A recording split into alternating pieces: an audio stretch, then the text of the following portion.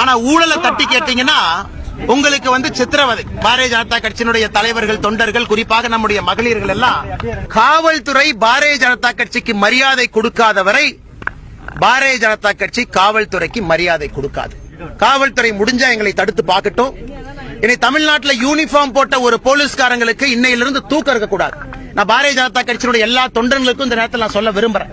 நமக்கு மரியாதை கொடுக்காத காவல்துறை இன்னையிலிருந்து தூங்கக்கூடாது.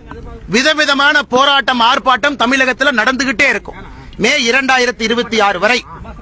ஒரு அரசியல் தலைவர் மாதிரியா பேசுறான், ரவுடி மாதிரி பேசுறான். இப்ப நாங்களாம் ரவுடி மாதிரி பேச வேண்டிய ஆயிடுச்சு. நானும் பிராமணன் தான். நான் ரவுடி மாதிரி பேச வேண்டிய காரணம் என்னன்னா, பேசுறத ஒரு முறையோட பேசணும் யாரா இருந்தாலும். புரியுங்களா? ஒரு அரசியல் தலைவர் இப்படி இல்லாம பேசுறது, எதுக்கு எடுத்தாலும் திமுக, எதுக்கு எடுத்தாலும் திமுக, எதுக்கு எடுத்தாலும் திமுக செய்யாத நீ என்னத்த கிழிச்சிட போற? எவனும் கழிக்க முடியாது. திமுக செஞ்சதுதான்.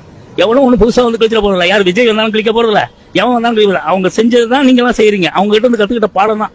புரியுங்களா? எவனும் எதுவுமே செய்ய போறது கிடையாது. சும்மா நான் செஞ்சேன் தான். எவனும் ஒண்ணும் செய்ய போறது கிடையாது. அவங்களாவது கொஞ்சம் ஜனங்களுக்கு பயந்துகிட்டு அதை செய்வாங்க. ஒரு அரசியல் தலைவரா இருக்கிறவன், ஒரு முக்கியமான சென்ட்ரல் அரசியல் தலைவர் எப்படி பேசணுமோ அப்படி பேசணும்.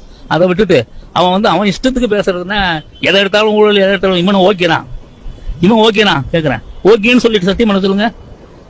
அதனால அண்ணாமலை பேசுறதெல்லாம் எடுக்கூடாது. மக்கள் ஓட வரட்ட போறாங்க. ஒரு காலத்துல பாருங்க, ஓடதான் போறான். அவன் ரொம்ப பெரிய மேதாவி மாதிரி பேசிட்டு இருக்கான். என்ன மேதாவி அவன்? என்ன படிச்சிருக்கான்னு எனக்கு ஒண்ணுமே புரியல.